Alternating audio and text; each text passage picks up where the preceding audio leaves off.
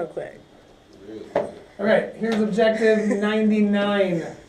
Represent a situation with a one variable linear equation.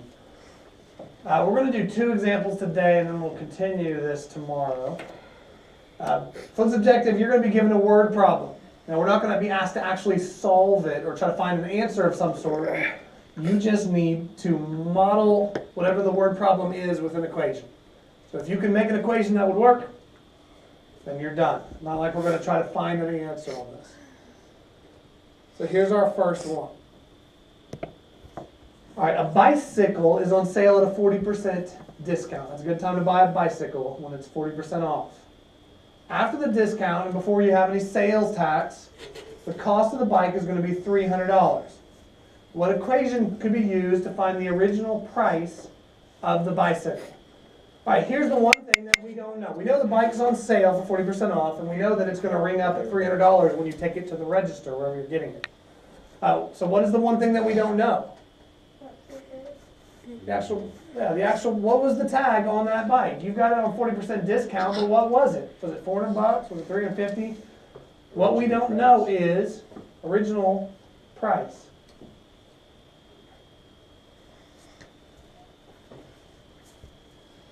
We don't know the original price. So that's going to be our variable, the thing we don't know. Well, what the heck did this thing cost when we went in there? So we're going to call it P for price. And they kind of told you what to call it. So instead of X, we're going to use P. Now this thing is on sale for 40% off. What we need to remember from some of our previous objectives is that 40% in the equation should not be written as what? 40. Yeah, you don't write it as 40. 40% is actually what? 0.4 or 0.40. They're going to use just 0.4, but that's the same thing. So 40% is 0.4. Keep that in mind. Let's try to model this. All right, so here's what we want to do. If you went in, this is how you would actually think this through if you're trying to figure out how much you need to pay. So you go into Walmart and you see a bike, and the first thing you go is, okay, what's the price of it? The original price. Now you're going to try to calculate, 40% off of that price. So 0.04p. 0.4p. Yeah. Now, if you stop right here, you just said, okay, it's the price minus 0.4. Understand what you did. If that price was $400, all you're saying is that you took 40 cents off. That's what 0.4 is without a variable. If you want it to be a percent, you got to say, okay, this is the price, 40% of the price. 40% of the price is 40% times the price. Price of the bike, subtract off some money, so 40% of the price, and that should ring up as what? When you go to the register, it should ring up as $300 before the sales tax. Now, on one of the next objectives, you're going to actually have to add the sales tax back in, which makes the problem much more difficult. But when you don't have to worry about sales tax, price minus 40% of the price should equal $300. So what's our answer there, actually? It's A. So they did 0.4, but...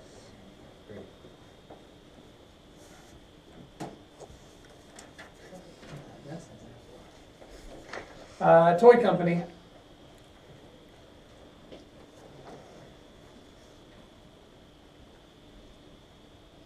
All right, last year a toy company produced 115,000 board games. But that wasn't good because that was actually less. That was a 14% decrease in what they did the previous year. So they had a better year before this. So if you thought 115,000 was a lot, that's actually bad. What equation can you use to find the production for the previous year? C. Again, what's P going to represent? Production. Production for what? Toys. Production for the previous. We know how much they sold this year, 115,000. What we don't know is how much did they sell last year that was so much more. They had a really good last year. So P represents previous year.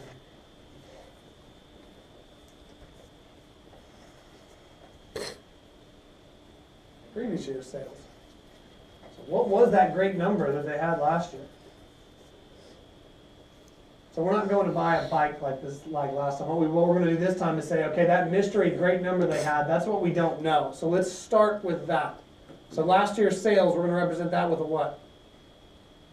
With a P. Now they had a decrease. That's why I got minus. We're going to have to take, whatever that great number was, we're going to take some off of it.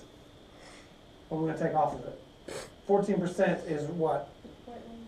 0.14. Now, if you just left it as that, that means you took last year's games and you took 0.14 of a board game off. That's not 14% of last year's. From last year's is 0.14 times what? Last year's say awesome sales, take 14% of it away, take some of it off, and we should end up with how much? 115,000. Yeah, that's where we're getting 115,000. The company wishes we sold P every year. We sold P last year. This year we took 14% off of that great number and ended up with our 115,000. So that gives us what for our answer? B.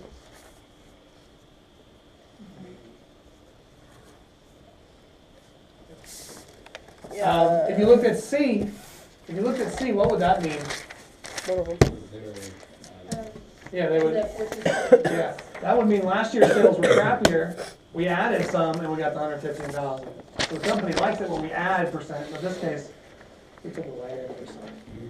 All right, we'll continue this. These are the easy ones. We're going to continue this with some of the harder ones tomorrow. So,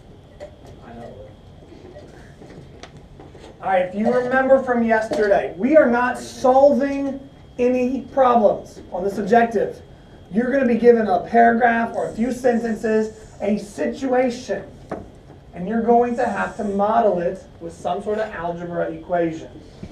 That's the goal. That's the purpose here. Now, these ones today are a little bit more difficult. Starting off with this one about dogs. It says 3 English setter dogs. So this person has 3 dogs. Their average weight is 65 pounds. The heaviest dog is 8 more than the middle dog. The lightest dog is 4 less than the middle dog. Let X represent the weight of the middle dog. What equation can we use to find X? Now what happens with a lot of freshmen in our brains, once we've read 3 sentences, then it's like, I don't even remember what I was talking about. So here's the deal. We're talking about dogs. How many? Person's got 3 dogs. When they say the average is 65, that does not mean that those 3 dogs weigh 65 pounds each. It means if you added all their weights together and divided by 3, it would be 65. If we put them all on the scale, then it would add up to 195. Now, here's one thing I'm going to highlight.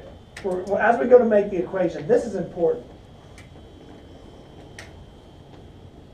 What does that say? X represents the weight of the dog with the middle weight. All right, so that middle dog. Think we got a little big dog, little dog, we got a tiny dog. So that middle dog we're going to give the variable to. In our whole situation, that's going to be X. So keep that in mind. All right, since the 3 dogs have an average weight of what? 65. Okay, 65. Then if we added their 3 weights, 65 plus 65 is 130, plus 65, that's 195. If you don't know how to do that, just put 65 plus 65 plus 65 in your calculator. Or 65 times. That's what I was going to say. You could just go 65 times 3. Multiplication is really just repeated addition. So 3 times 65. Keep that in mind. Now the dogs don't weigh 65 each, but they might as well weigh 195 altogether. Now let's make our equation. Add the weight of the 3 dogs. We gave a letter for the weight of which dog? Middle. No, we gave the letter X for which dog though? Middle dog. All right, so what we already know, if we're going to add our heaviest dog, middle dog, lightest dog, we know the middle dog is X. X. Whatever that X is, we can figure out what the heaviest dog is going to be, how much more than that. Middle dog's X, so the heaviest dog is X plus 8. I don't know what X is. Maybe X is 60, I don't know. So then the other one would be 60 plus 8. Whatever it is, plus 8. Now they're going to put that in parentheses. You don't have to, but they do. All right, the lightest dog is how much less than our middle dog? -4. Yeah, he's 4 less, so we'll put -4. Parentheses. So you got your heavy dog, x plus 8, your middle dog, just x, and your light dog, x minus 4. If you added these 3 dogs together, it's not going to add to 65. Each dog, it weighs pretty much 65. So what is going to add to? 195 or 3 parentheses 6.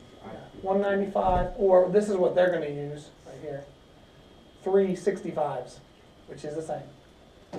So that's how we set it up. Our heaviest dog plus our middle dog plus our lightest dog equals 195, or 3. Or D. So we're going with D here, right? Yeah. D. Okay. Now I want you to keep one thing in mind. They didn't say the order that we had to add them, so this is a right answer. This is a good answer. This is it. They could have also done it this way, though. They could have said, hey, my light dog, x minus 4, plus my middle dog, plus my heavy dog. Well, there ain't no more like that. I know. I'm just saying, if you were doing this and you saw it, it could be in this order too. Either one.